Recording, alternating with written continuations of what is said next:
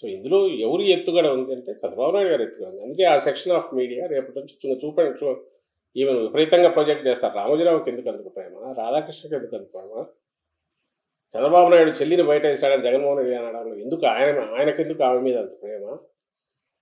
కేవలం ఒకే ఒకటి, ఆయన ఈరోజు తన టార్గెట్ తాను ప్రజలకు ఏం చేసినాడో చంద్రబాబు నాయుడు చెప్పుకోలేక, చంద్రబాబు నాయుడు ప్రజలకు ఏం చేశాడో తన హయాంలో చెప్పుకునే పరిస్థితి లేక, అలాగే జగన్మోహన్ రెడ్డి గారు ఈ 5 ఏళ్లలో ప్రభుత్వంలో ఉండి ముఖ్యమంత్రిగా ఉండి చేసిన వాటిని నుంచి ప్రజలను ఏమార్చాలన్నా, అబద్ధాల కల్పితాలన్నీ ప్రచారం చేసి 4 రకాల అటాకులు పెట్టాలన్నా, అలాగే ఎంతో కొంత నేను ఇంతకుముందు అన్నట్టు వైఎస్ఆర్ అభిమాన ఓట్లు ఉన్నా లేదా దళితులు, ఎస్సీలు, మైనారిటీల్లో ఏదైనా కొంచెం చీలిక ఏమైనా తీసుకురావచ్చు అనే ఉద్దేశంతో అనే కుట్రతో చేసిన పథకం ఒక భారీ కుట్రలో ఈమె ఒక వస్త్రమయ్యారు, ఈరోజు ఇక్కడికి వచ్చారనేది స్పష్టంగా కనపడుతోంది. ఇది పోను ఇది ఇంకా మురికి, దాన్ని ఏమంటారు, బురద దీనిలాగా ఉంటుంది, దాంట్లోనే చేయాల్సి వచ్చేట్టుంది. కానీ బట్ ప్రజలకు తెలుసు, గమనిస్తున్నారు, ఏం జరుగుతుందనే గమనిస్తున్నారు. ఎవరైనా కన్ఫ్యూజన్ గురవుతారేమో ఉద్దేశంతో మళ్ళీ చెప్తున్నాం, రాష్ట్రంలో ఉన్నది ఒకటే కాంగ్రెస్ పార్టీ, అది వైఎస్ఆర్ కాంగ్రెస్ పార్టీ.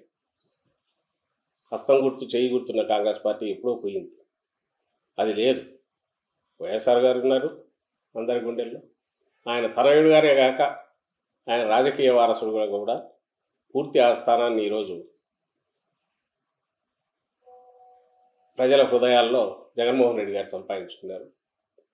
ఈ రాష్ట్రంలో ఉన్న మైనారిటీలకు కానీ, ఈ రాష్ట్రంలో ఉన్న క్రైస్తవులకు కానీ, ఈ రాష్ట్రంలో ఉన్న దళితులకు కానీ, ఎవరికైనా సరే ప్రొటెక్షన్ ఇవ్వగలిగిన శక్తి, దానికి అవసరమైన కమిట్మెంట్ కానీ, నిబద్ధత కానీ తనకుందని ఈ 10 ఏళ్ల పోరాటం,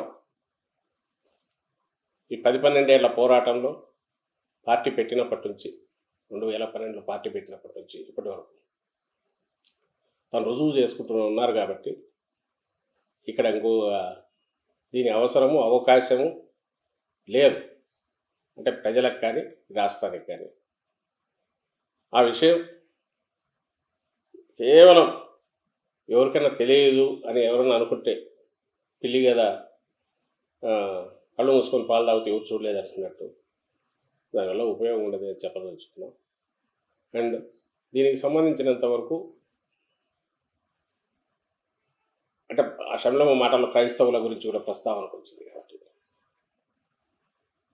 ఆయన క్రైస్తవుడే కాదు జగన్మోహన్ రెడ్డి గారు, మతం ఏదైనా సరే అది వ్యక్తిగత విశ్వాసంగానే ఉండాలి, అది మనకు పర్సనల్ వ్యక్తిగతానికి సంబంధించింది కావాలి. కానీ అది రాజకీయాల్లోనో లేదా అడ్మినిస్ట్రేషన్లోనో దాని ప్రభావం ఉండకూడదని బలంగా విశ్వసించే వ్యక్తి. కాబట్టి ఏ దేవుడిని ఎవరు గెలిచినా అన్నిటి భావం ఒకటే అని గట్టిగా నమ్మిన వ్యక్తి. కాబట్టి వాటికి అతీతంగా ఈరోజు ఉన్నారు.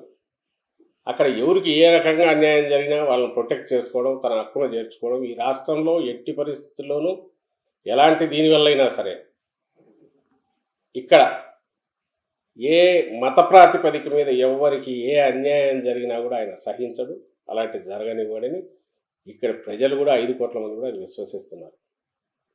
అట్ ది సేమ్ టైం ఒక రాష్ట్రంలో ప్రభుత్వంలో ఉన్నప్పుడు మన వ్యక్తిగత ఇష్టాలు కాదు, రాష్ట్రం అవసరాలు, ప్రజల అవసరాలు, ప్రజల ఆకాంక్షలు ఇవే ప్రధానంగా మన రాజకీయ విధానాలను నిర్దేశించాలని బలంగా నమ్మే వ్యక్తి. కాబట్టి ఆ కేంద్రంలో ఎవరున్నా వాళ్లతో సమన్వయం చేసుకొని వీలైనంత వరకు రాష్ట్రానికి మేలు జరిగేటట్టు చేయాలని ఆలోచించిన నాయకుడు జగన్మోహన్ రెడ్డి గారు. ఎక్కడో ఏమూలో ప్రతి దాని మీద రియాక్ట్ కావడానికి ఆయన మీడియా ఏమంటారు, సంపాదకులు ఒక ఇది కాదు, ఒక వ్యక్తి కాదు, తన లిమిటేషన్స్ తెలుసు. ఈ రాష్ట్రంలో ప్రజలు అభిమానించారు, ఈ రాష్ట్రానికి ఏం చేయగలం అనేది ఆలోచించాలి. ఈ రాష్ట్రంలో ఉన్న అన్ని మతాల ప్రజలను, అన్ని కులాలు, అన్ని వర్గాల, అన్ని ప్రాంతాల ప్రజల ఇంట్రెస్ట్ ప్రొటెక్ట్ చేయాలి. దాని దగ్గర మాత్రం ఎట్టి పరిస్థితుల్లో రాజీ పడే ప్రసక్తి ఉండదు. అట్ ది సేమ్ టైం మన జోక్యం కానీ మన ప్రమేయం వల్ల కానీ ఎలాంటి ప్రభావం చూపలేని వాటి గురించి వాటి గురించి ఏదో నోటి దూల తీర్చుకోవడానికి ఉపన్యాసాలు ఇవ్వడము, ప్రసంగాలు ఇవ్వడము, స్టేట్మెంట్లు ఇవ్వడము ఆయనకి ఇష్టం ఉండదు. అది కూడా ప్రజలకు తెలుసు, ఇక్కడ ప్రజలకు. అందుకే అంత బలంగా ఆయన నమ్ముతున్నారు. మా కోసం నిలబడే నాయకుడు ఎవరైనా ఉంటే జగన్మోహన్ రెడ్డి, మా కోసం నిలబడే పార్టీ ఏదైనా ఉంటే వైఎస్ఆర్ కాంగ్రెస్ పార్టీ అని రాష్ట్రంలోని అన్ని వర్గాల ప్రజలు, అన్ని ప్రాంతాల ప్రజలు, అన్ని మతాల కులాల ప్రజలు బలంగా విశ్వసిస్తున్నారు.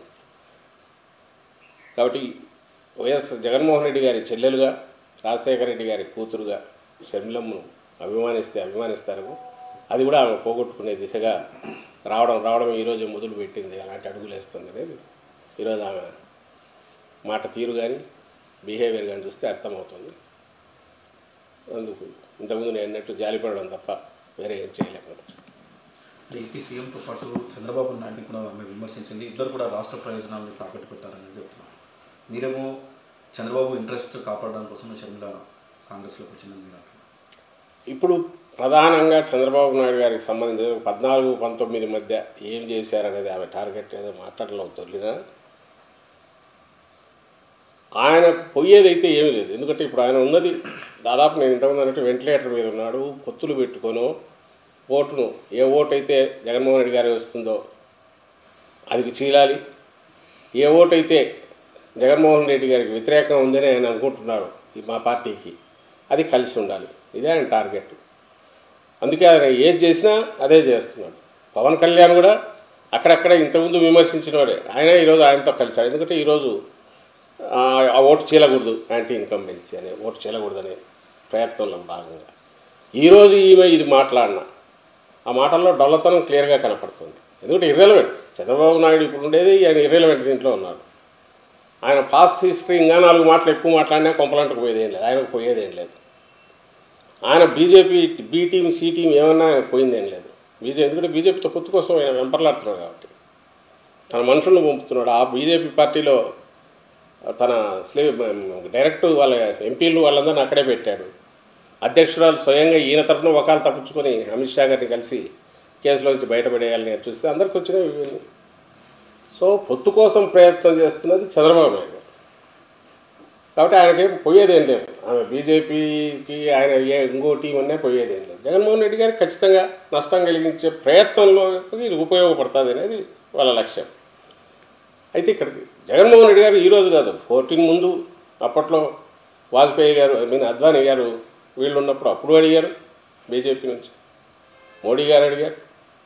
ఆ వైపు నుంచి అడుగుతున్నా, ఈ వైపు నుంచి మా ముందు నుంచి మేము చెప్తున్నది వైఎస్ఆర్ కాంగ్రెస్ పార్టీ డిఎన్ఏలోనే దళితులు, మైనారిటీలు, ఎస్టీలు, బీసీల పరిరక్షణ లేదా వాళ్ళ ఆకాంక్షలు నెరవేర్చడం, వాళ్ళ హక్కులు పరిరక్షించడం, వాళ్ళ బతుకులు మెరుగుపరచడం, వాళ్ళ బతుకుల్లో వెలుగు నింపడం, ఇవి లక్ష్యాలుగా ఉన్నాయి పార్టీ. దీనికి ఒకరి డెఫినేషన్, ఒక నిర్వచనమో, ఒక భాష్యమో లేదా ఒకరి సర్టిఫికెట్ అవసరం లేదు. ఇలాంటి దాని మీద వేస్తే తగిలే ఏదైనా చిన్న డెంట్ ఏమైనా పడుతుందేమో అని కోరిక, ఆశ. అందుకోసం ఆమె అలాంటి ఆరోపణ చేశారు. ఆ ఆరోపణ రావడమే ఆమె ఎందుకు చేశారు, ఎవరు చేయిస్తున్నారు వెనకంటే చంద్రబాబు నాయుడు గారు. ఎందుకంటే దానివల్ల ఏమాత్రం ఏమైనా బెనిఫిట్ అయ్యేది ఈమెకు రాదు. 100 కంటే తక్కువ వచ్చిన వాళ్ళకి వీళ్ళకి ఏం ఓట్లు పెరుగుతాయి, ఏం ఉపయోగించుకోగలరు. అది ఉపయోగపడితే బీజేపీకి అసలు ఇక్కడ లేదు, ఎవరికి ఉపయోగపడతాయి, టీడీపీకి ఉపయోగపడతాయి. ఇది ఏ చిన్నపిల్లాడిని అడిగినా చెప్పే లెక్కది.